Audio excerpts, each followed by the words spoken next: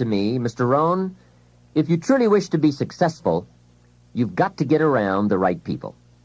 Then he said, "It looks like in your present circumstances you're going to have to plot and scheme." And that was true. I had to plot and scheme to get around the right people. On some of those early opportunities I had to be around successful people, I would park my car a couple of blocks away. I knew that if they saw my car, I'd never get in. On more than one occasion, I got the question, "How did you get here?" To which I would respond, "Oh, someone dropped me off." And that was me dropping me off a couple of blocks away. Whatever you have to do it. Keep asking the question, who can I get around? Who could I spend some time with who would have a positive influence on my life? I played every trick in the book I could think of to get around the right people, but it was worth it. Now here's the surprise. It is possible for a modest investment to get around major people. If you had a chance to sit down for an hour or two with a wealthy person, and all that you had to do was to pick up the lunch tab, wouldn't that be a bargain? That person might drop an idea on you that could change your life. For a lunch tab. And that's where we need to go to get our success plan, from successful people. Don't pick up your plan, especially your financial plan, from unsuccessful people. Here is something else exciting. It's possible for people of modest means to start a wealth plan. You don't have to be wealthy to have a wealth plan. You don't even have to be healthy to start a health plan. All you have to be is smart. Smart enough to say, "Hey, I've got the wrong plan, and I'm going to get around someone who has a better plan and make it my plan." So, find some successful people to help you fill out your success plan. Find somebody healthy to get your better health plan going. Find somebody living a unique lifestyle to develop your lifestyle plan. This is called association on purpose, getting around the right people by expanding your circle of influence. I have a really unique friend. I'm always trying to find more ways to spend more time with him.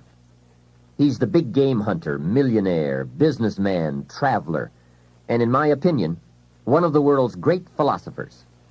He has two special gifts among many that make it worth all the time I can possibly spend with him. And those gifts are, one, the ability to absorb, the ability to soak up a day and all of its events. His memory is uncanny. I swear he remembers in detail almost every day of his life and every book he's read. I think it is more exciting for him to go to Spain and come back and tell you about it than it is to go yourself. And the reason is, when he's there, he doesn't miss anything. He picks up the sounds and the colors, the experiences and the happenings. He absorbs like a sponge the sights, the people, the whole scene. Then he has this second unique gift, the gift of expression. He can put all he saw and touched and felt into words, exciting words. When he talks, you can feel the water lapping on your feet. You can see the colors. You can smell the aroma of the flowers and the food. What great gifts to absorb and to express. If I spend a day with him, I get my time's worth. He can put a year into a day's conversation. It leaves you spellbound. He can read a book and with flawless detail give you a capsule version, and more often than not, make it more exciting than if you read the book yourself. From Shakespeare to the Beatles, from Africa to Beverly Hills, he's got it, recorded it, and can express it with spirit and precision. You can imagine what a valuable association this is for me. From this association, I've multiplied my knowledge, my perception, my skill, my enterprise, and my lifestyle many times over.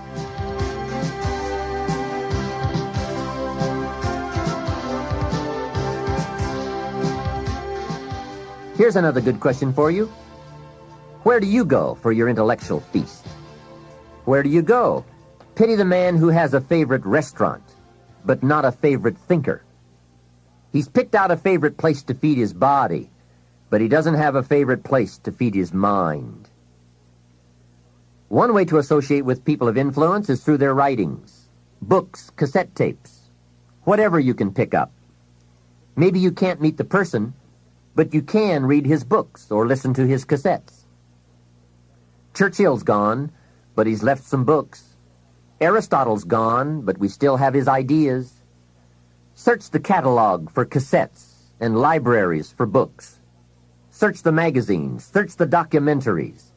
They are full of chances for association and intellectual feasting. But in addition to reading and listening, we also need a chance to do some talking and sharing. I have some people in my life with whom I spend time on a regular basis, who help me with important life questions, who help me refine my own philosophy, weigh values, and ponder questions about success and lifestyle. We all need associations with people of substance to provide influence concerning major issues: society, money, enterprise, family, government, love, friendship, culture, taste, opportunity, community. Behavior is mostly influenced by ideas, and ideas are mostly influenced by education, and education is mostly influenced by the people with whom we associate. So don't join an easy crowd. Make sure you get around people who can ask the right questions about the latest ideas you've discovered, about your philosophy, your enterprise, your goals, your lifestyle. Go where the demands are high, where the expectations are high, where the spotlight is on to grow, to produce, and to become more than you currently are. One of the great good fortunes of my life was being around Mr. Schoaf those 5 years. During that time, he shared with me, at dinner, on an airplane, at a business conference, in private conversation, with a group, all those ideas that caused me to make the helpful and necessary adjustments in my thoughts and activities. And those daily changes, some so very slight, so very important, added up to such weighty sums in 1 year, 3 years, and 5 years. A big part of the value of this association was having Mr. Schoaf repeat the ideas over and over. You just can't hear basics, fundamentals, major pieces of the philosophy of life too often. Another part was Mr. Schoaf's unique ability to check and measure my progress. That is so important. Measurable progress, and having someone to monitor that progress. I will never forget my first list of goals that I put together after Mr. Schoaf's breakfast lecture on setting goals. My list contained only 4 or 5 items. When I showed it to him, he said, "Is this your list?" I said, "Yes." Then he started asking those very wise questions that all people of success and substance are inclined to ask. He asked, "How about your health goals?" I didn't have any of those on my list. He asked, "How about your investment goals?" Those were lacking. How about your travel goals, your family goals? How about your goals for gifts and sharing? Who would you like to meet? What would you like to become? What skills would you like to develop? Did you ever want to write a book, a poem? Would you like to be a sophisticated person of power and influence and culture? How about education for your children? Would you like to be debt-free? How about a splendid library stocked with the best of books? Would you like to make some new friends? Did you ever want to parachute out of an airplane? Fly a glider? Own a music library? Would you like to see New York? Visit Paris? Explore Rome? Do you need a ranch someday? A cabin in the mountains? Is there something you'd like to prove? A mark you'd like to make? Wow! What a mind-expanding conversation that was. And this was only one of many to come over those 5 years. What fantastic help it is to have someone who can ask the right questions. Remember, it's not just the answers that are important. It's the questions. Some of the most valuable influence comes from people with the awareness and skill to ask the major questions. Here's a project you might consider. Choose 2 or 3 people for whom you have a great respect. Ask each of them to make a list of the major questions they would ask if they wanted to help someone make the best choice that would lead to a successful and happy life. If you get 3 lists, You will be surprised at the difference among them. Successful people approach life from a variety of experiences and a variety of attitudes. Now, from these questions, you may get enough homework to get busy on for years to come. Another benefit of my association with Mr. Schoaf was that I kept growing in experience, knowledge, and accomplishment, and was able to bring all that value to the same basic questions. What a learning experience that was. Some of the early questions I had shrugged off, I now saw a growing importance they had. It was really my education that was changing, not the questions. It's like reading the Bible or listening to cassettes. When you have some added, measurable experience, you now bring to the reading and listening a new worth. You now listen and read at a new level. And the substance gleaned, the wisdom gathered from that new level can well be where your fortune and the best of your lifestyle can be developed. One more thought, and that is, strive to become the kind of person that people of quality and substance would want to be associated with. Become a person of skillful language, positive attitude, well-read and well-disciplined, a person of culture and intelligence. You will be uniquely rewarded by this reputation, drawing exciting people to you. Remember, to attract valuable people, you must be attractive. Association is truly one of the 7 fundamentals to your future wealth and happiness. It has such a major effect on how your life works out. Constantly be aware of the power of influence. Continually weigh your time and your associations and put them to better work for you. Of all the parts of our life we want to work well, perhaps the most important is lifestyle. Mr. Schoaf gave me one of his strongest concepts when he said, "Don't just learn how to earn, learn how to live." And that's what lifestyle is all about, learning how to live. Here's one of the great challenges of life: being happy with what you have while in pursuit of what you want. I have found it a practice well worth exercising with skill. Now, consider this.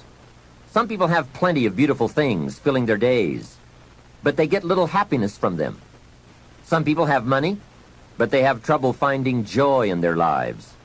Imagine a father wads up a $5 bill and throws it at his son, saying, "Here, if you need the darn stuff that bad, take it."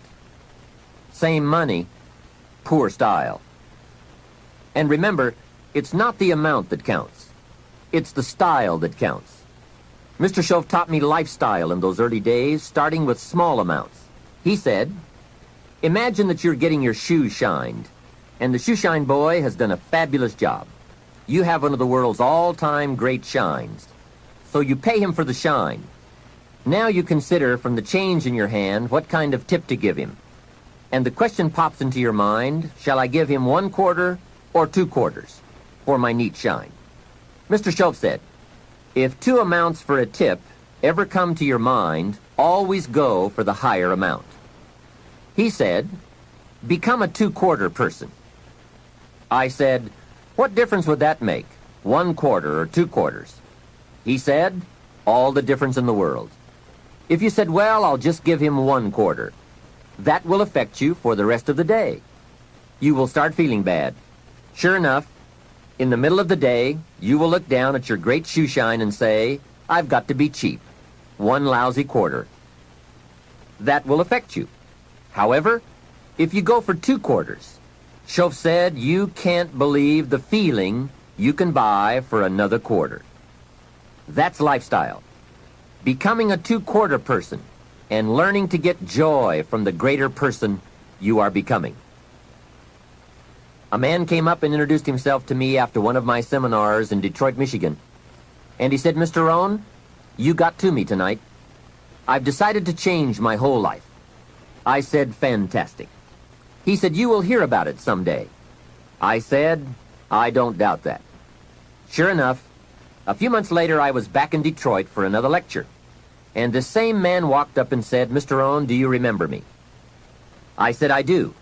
You are the man who said he was going to change his life. He said, that's me, and I've got to tell you a story. Here's the story he told me. After the last seminar, he said, I started thinking about ways to begin changing my life. And I decided to start with my family. I have 2 lovely teenage daughters, the best kids anyone could ask for. They never give me any trouble. However, I've always given them a hard time, especially as teenagers. One of the things they dearly love to do is to go to rock and roll concerts, to see their favorite performers. Now, I've always given them a hard time on this subject. They would ask to go, and I would say, no, I don't want you to go. The music is too loud. You'll ruin your hearing. And besides, it's the wrong crowd. I would always give them a hard time. Then they would beg, please, Daddy, we want to go. We don't give you any trouble. We're good girls. Please let us go. Well, after they had begged long enough, I would reluctantly throw them the money and say, okay, if you have to go that bad. So that's where I decided to start to make some changes in my life. Then he said, here's what I did. Not long ago, I saw this advertisement that one of my daughter's favorite performers was coming to town. Guess what I did? I went down to the concert hall and bought the tickets myself. Later that day, when I saw my girls, I handed them this envelope and said, daughters of mine, you may not believe this, but inside this envelope are your tickets to the concert that's coming to town. I knew it was one of their favorites. They could not believe it. Then I told them one more thing. I said, begging days are over. Now my girls really couldn't believe it. Finally, I made them promise not to open the envelope till they got to the concert, and they agreed. Now comes concert time. When they arrive, they open the envelope and hand the tickets to the usher. He says, follow me. And he starts down front. They say, wait a minute, something must be wrong. The usher looks at the tickets and says, nothing is wrong, follow me. They walk down front, 10th row, center. Now the girls really cannot believe it. He said, I stayed up a little late that night, and sure enough, around midnight, my daughters came bursting through the front door. One of them lands in my lap, the other one has her arms around my neck, and they both say, you have got to be one of the world's all-time great fathers. What a neat story. What a great example of how it's possible, with just a change in attitude and a little thought, to live the good life. Same money, different style. Remember, the challenge is to get joy from your life and what you have to share. It's not the amount that counts. It's the uniqueness, the love, and the attitude that counts. Even people of modest means can experience a sophisticated lifestyle. They simply learn to save up some of their Pepsi money for a bottle of fine wine. Don't spend all your money a quarter at a time. Save up and buy something of special value, something fine, or something that lasts, or something you are proud of, or a gift of value to give to someone special. Even with modest means, you can save your candy money for a concert. And for a sophisticated person, a few may be better than many. Better a few treasures than a house full of junk. Lifestyle is a matter of awareness, values, education, and disciplined taste. It is an art that brings joy as it's practiced, not just a subject to be studied.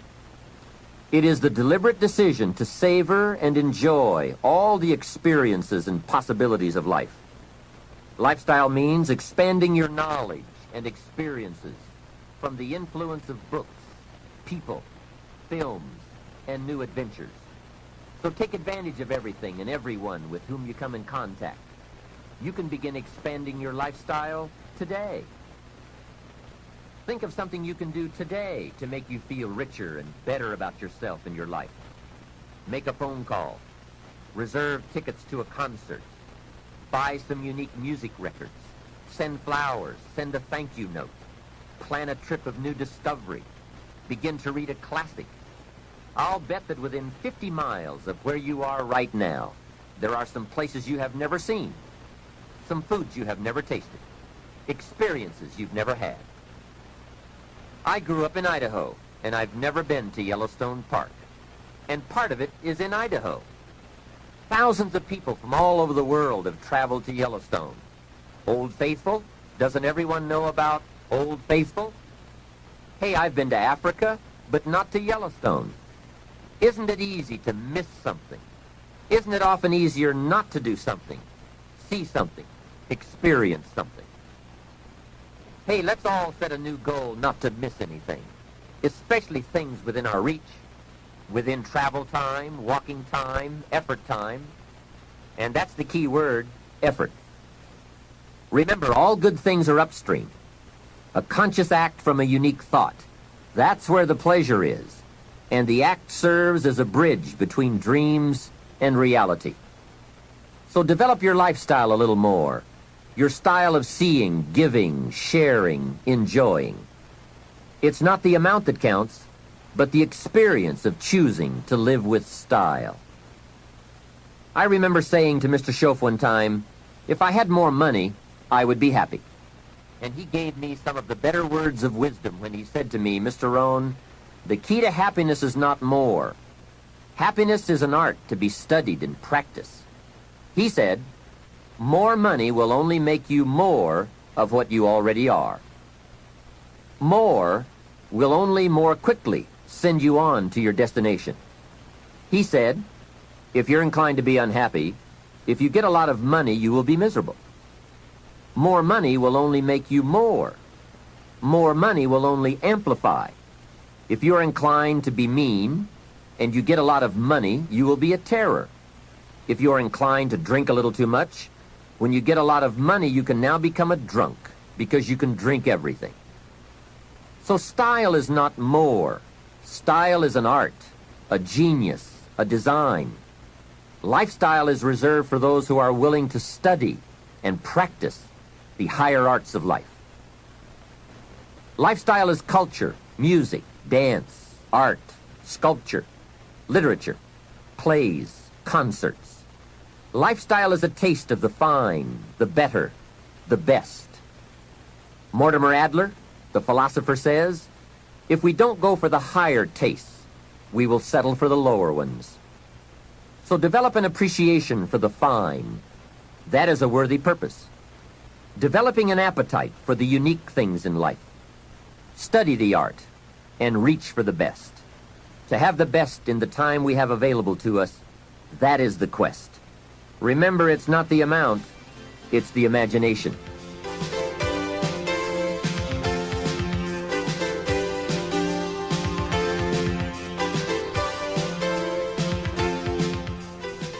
My lady and I were on a trip to Carmel, California one sunny summer day to do some shopping and exploring.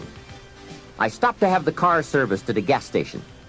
This young man, about 18 or 19, I would guess, came bouncing out to the car with a big smile, and he said, "Can I help you?" I said, "Yes. A full tank of gas, please." Well, not only did he fill the tank with gas, he checked every tire, washed every window, even the moonroof, checked everything, and all the time he was working, he was whistling and singing. My lady and I couldn't believe all the service and his obvious happiness. The young man brought me the bill, and as I was signing it, I said, "Hey, you really have taken good care of us. I appreciate it." And he said, "I really enjoy working. It's fun for me. I get to meet nice people like you." We couldn't believe it. This kid was something else. I said, "My lady and I are going to Carmel, and we want to drink one of those $2 milkshakes on the way up there. Where is the nearest Baskin-Robbins?" He said, "That's a great idea. Baskin-Robbins is just a few blocks away." And he told us where to find it. And he said, "Don't park out front. Park around to the side so your car won't get hit." What a kid. So we drove to Baskin-Robbins, walked in, and checked the flavor board, and ordered milkshakes. However, instead of ordering 2 milkshakes, we ordered 3. Then we drove back to the station. The young kid dashes out to the car again and says, "Hey, I see you've got your milkshakes." I said, "Yes, and this one is for you." When I offered it to him through the window, he couldn't believe it. He said, "For me?" I said, "Sure. with all the fantastic service you gave us, I couldn't leave you out of the milkshake deal. He said, wow, no one has ever bought me a milkshake. I said, that's probably true. Have a nice day. Then I buzzed up the window and we drove away. When I looked in the rearview mirror,